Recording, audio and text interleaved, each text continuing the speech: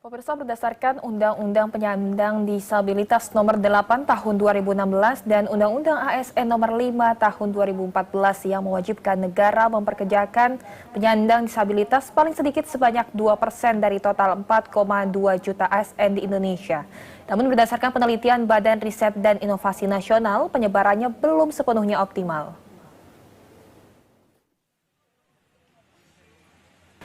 Dalam rangka mencapai visi Indonesia Emas 2045, diperlukan peranan dari setiap elemen masyarakat untuk berperan lewat misi yang menunjang tercapainya tujuan, pemerataan dan serapan lapangan pekerjaan yang menjangkau seluruh lapisan masyarakat tanpa terkecuali menjadi salah satu yang digaungkan demi mencapai visi tersebut.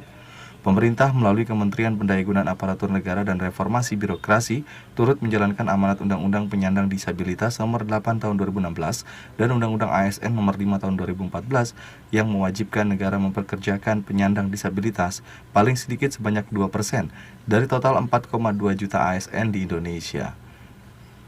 Berdasarkan data yang dimiliki oleh Badan Riset dan Inovasi Nasional atau BRIN, jumlah penyandang disabilitas saat ini di Indonesia mencapai 22,97 juta jiwa atau sekitar 8,5% dari jumlah penduduk di Indonesia. Menurut Bonataun Vincent Simanjorang, selaku peneliti BRIN menyampaikan, jumlah ini masih belum memenuhi persyaratan 2% dari total kebutuhan ASN yang menyandang disabilitas.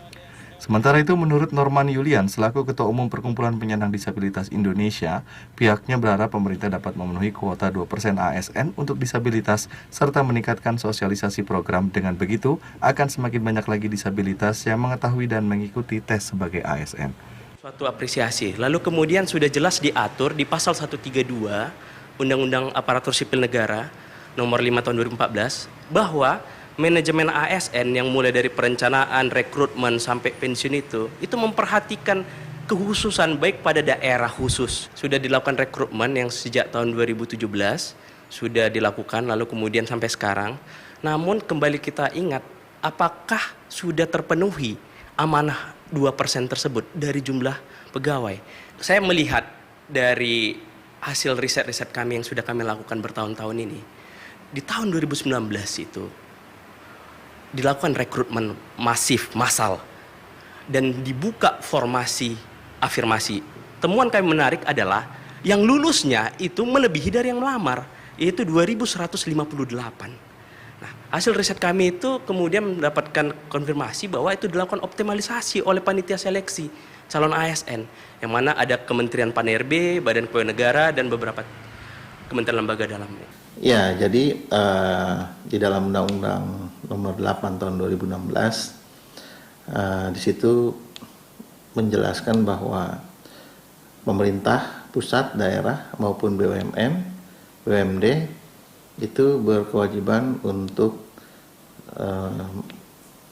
memfasilitasi 2% kuota tenaga kerja bagi penyandang disabilitas. Nah, yang 2% ini tentu menyikapi informasi bahwa Kementerian Pendayagunaan Aparatur Negara Kemenpan RB itu rencananya akan menggelar atau membuka lowongan ASN pada bulan September ini. Kalau tidak salah itu di pertengahan ini.